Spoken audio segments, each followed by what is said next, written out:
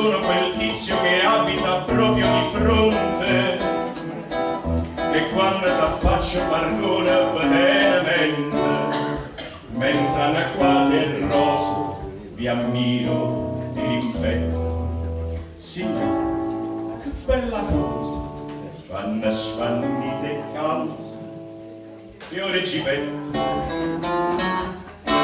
Vostro marito Cosimo Pellecchia è veramente un uomo fortunato, che bella mogliettina si è trovato, con i suoi 70 anni e forse più. Signore, scusate la curiosità, chi ve lo dà? Chi ve lo dà? O coraggio supportare marite che l'età. Come? Vivete solo per i fiori? Signora mia, facete un favore, spiegatemi sto fatto come va. Qualcuno? Certamente ve lo dà, ve lo dà, ve lo dà. O coraggio supportare marite che l'età. Che avevate capito? Signora, m'ha detto il portiere che voi strimpellate la chitarra, per questo prendete lezioni ogni dì puntualmente da quel giovanotto che arriva con lo strumento.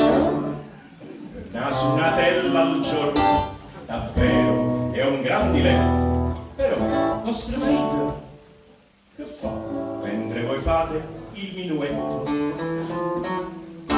Dopo mangiato Cosimo Pellecchia, oltre al riposo non pretende niente, si fa un'orina a letto allegramente, mentre voi solfeggiate e sol soffà. Ah, mo capisco fatto come va.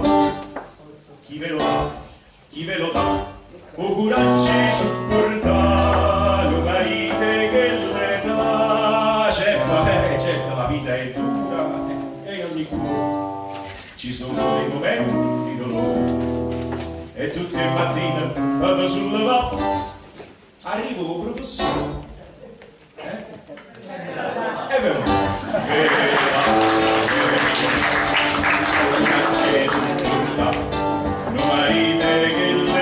Signor, scusate, no, non andate via, ho finito di parlare. No, perché uno deve pensare a tutte le cose possibili. Se un giorno per combinazione, no, il professore, il maestro qui presente dovesse mancare alla lezione, che magari c'è un impegno, che ne so, un piccolo raffreddore, una cosa, fatemi solo un segno dal balcone e là per là arriva il sottoscritto.